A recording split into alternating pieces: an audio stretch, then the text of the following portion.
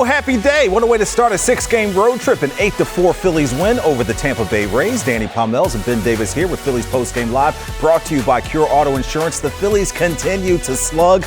A great bounce-back win after that extra inning loss on Sunday to the Diamondbacks. But along with the slugging, you got another quality start from Zack Wheeler. The bullpen held up behind him. He got a 3-0 lead with some run support. What's not to like, Ben? There's really not anything to not like. This is just a great ball game. 84 pitches through 7 innings for Zack. He threw 50% four-seamers tonight. Every other pitch was a four-seamer. He's, hey, Rays, here it is, hit it. You're not going to. I'm not going to walk anybody. I'm going to punch out 9 guys, and we're going to go on from there. But just nice to see the offense continue to add on throughout the course of this game. Nick Castellanos and Kyle Schwarber in the middle of that, doing a lot of good things. Nick Castellanos, have yourself a day. Let's go to the crossover, brought to you by Chapman Auto Stores. Ruben Amaro Jr. standing by. And Ruben, a great win for the Phillies to start this road trip. And particularly, we talked about Zack Wheeler going out there and handling his business. What did you see from the Phillies ace? And he gave up another home run here in the game, but didn't seem to affect the way he performed on the bump.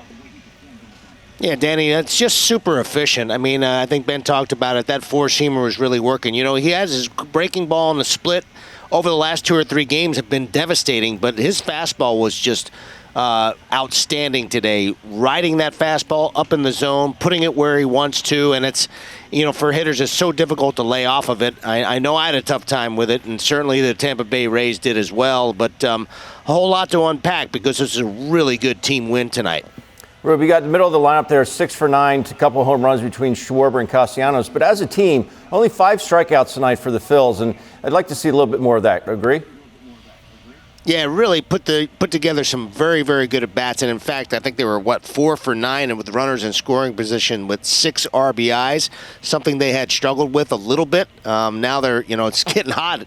It's getting hot, and the bats are starting to heat up. But the beauty of it is that they're driving the ball to the opposite field.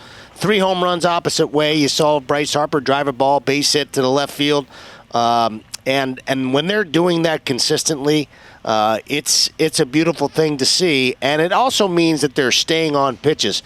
And the other part of this is in a game, in a series where it's a 3-game series like this, to get into that bullpen as much as they did early in this game, and beat up Rasmussen a little bit, kind of knock him out of the game. That gives them a really good chance of doing some more damage later on, and it puts a lot of heat on that bullpen for the Tampa Bay Rays. Last question for you, Ruben. Speaking of bullpens, the Phillies bullpen held up behind Zack Wheeler. They had 4 blown saves, earlier starts for him this season. I'm sure that was something that was in the back of their mind while they were out there on the bump, trying to make sure that they backed up Zack Wheeler here with another great outing. What did that mean for this team to get that done and take care of business moving forward with Wheeler getting the W? Yeah, Danny P. I mean, they've been struggling a little. They had been struggling a little bit with their bullpen. Obviously, they're in sort of the bottom half of baseball as far as ERA and WHIP and that kind of thing. But they've been pitching much better lately. They did get nicked for a couple of runs late in the game, but it's nice for those guys to hold things down, gain some confidence.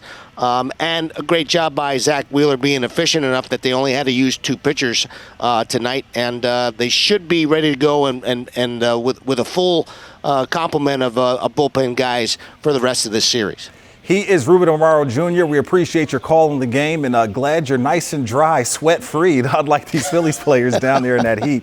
Great job, Ruben. Thanks, guys. We'll talk to you. Yeah, that was fantastic for him, and really it was him legging out a double early on that helped deliver the lead here for the Phillies, and then he responds in the 9th inning after that 8th inning home run with an RBI single as well. So it was a great night for the Castellanos, and like he said, he wasn't really trying to hit the ball the opposite way, just going out there and trying to get his pitch. And that's really the way his swing is grooved. We talked about it pregame.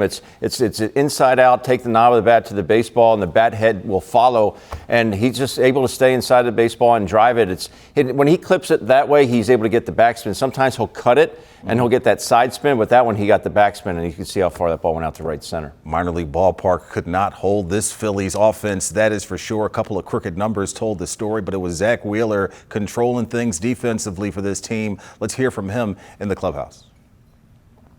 Fastball's your bread and butter. You must have felt like you had it going pretty well tonight, huh? Yeah, fastball was good. Cutter was good, and threw some good changeups and curveballs in there too. So Is that something you expected to do tonight, or just reading swings and adjusting in game based on how they were? Yeah, I mean, it's always just kind of see how it goes, have a game plan, kind of go with that, and just kind of deviate if we need to. But pretty much stayed with it, and it worked out. Those fun games when I think you had 8 strikeouts on the four-seamer. Is that a fun game for you to pitch? I mean, you don't really matter?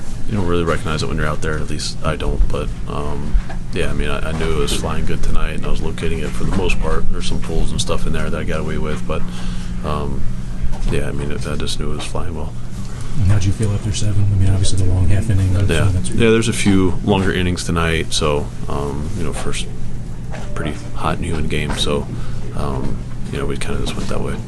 Has the sinker not been there for you as much this year? I just haven't faced that many righties, so it's always kind of been that way, but I feel like it's a lot more this year than last year or years prior, so maybe it's just not as crisp. Yeah.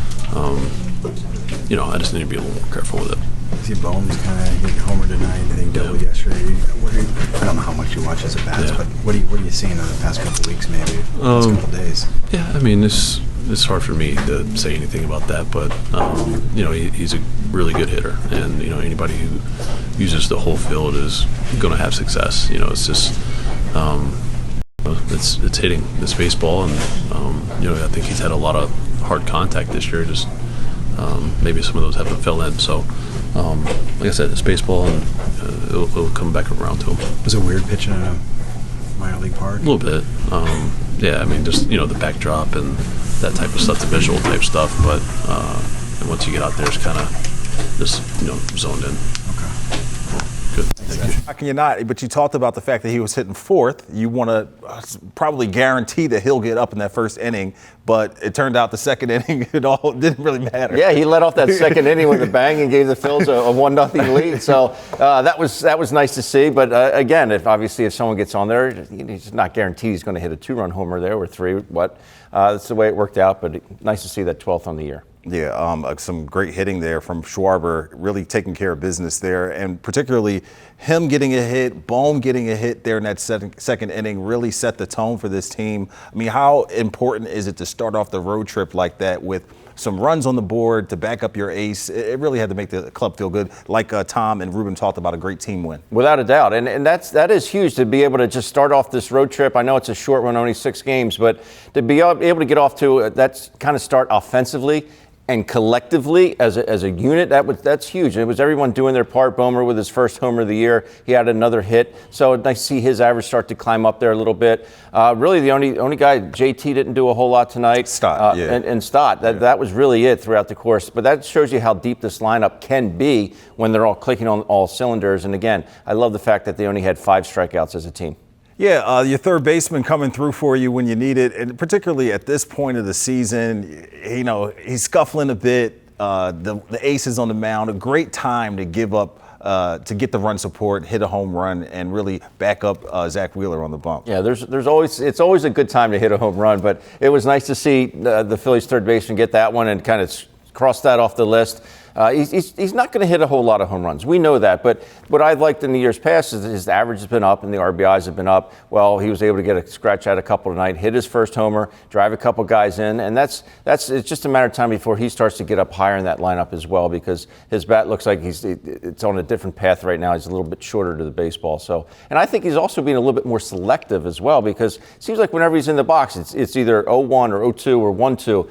But you get 3 strikes for a reason, and he's starting to make pitchers pay. You had mentioned off camera that this is the first game where the Phillies really had a big sweat like this and this type of humidity, the mugginess, the temperature. But hitting season all the same, they responded pretty well. Without a doubt. And we knew that would kind of hopefully be this way for the Phils, being down in that little bandbox of a ballpark. But you're right. I mean, everyone kind of knows in Delaware Valley that the weather we've had here in the spring, it's been miserable at times, and it just really hasn't warmed up. But you said a 99-degree heat index down there in Tampa. They were able to get a sweat going and keep it throughout the course of the night. But it's different. It can punch you in the face if you're not used to it. It's a different heat down there, obviously, but they responded quite well. I mean, you could really see Strom wearing it. I mean, he pitched less than 30 pitches, but he was sweating. He was wiping the mouth with the glove. That you could see the hair was all wet and whatnot. But I don't have any hair. But he just spoke about his frustration the other day, how he's not going and he's not helping his ball club. So it can be very frustrating, especially being in his shoes when he's contributed over the years to some incredible victories for the Phils. And when you're not getting it done, I know it's a team sport, but the team is only as good as the individuals performing. And the better off you are individually, the better you're going to make the team. And he hasn't felt like he's done that right now, but tonight was a good start. He was a contributor in that 4-run 8th inning. Turner single, Harper single, Schwarber RBI single to make it 4-2, and then Castellanos has the 3-run jack to blow it open to make it 7-2.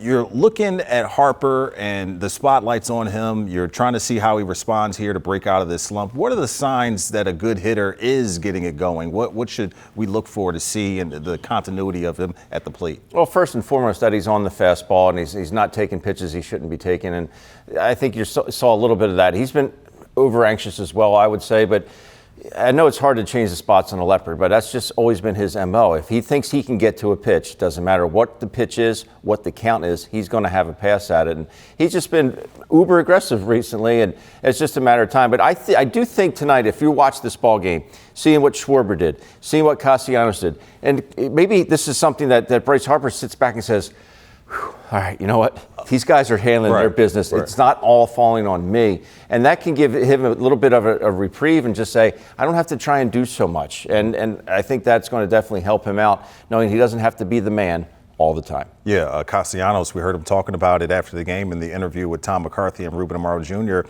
that hitting is about confidence. So having a big team win like this is something you can carry over to the next day at the ballpark, and hopefully that confidence comes with it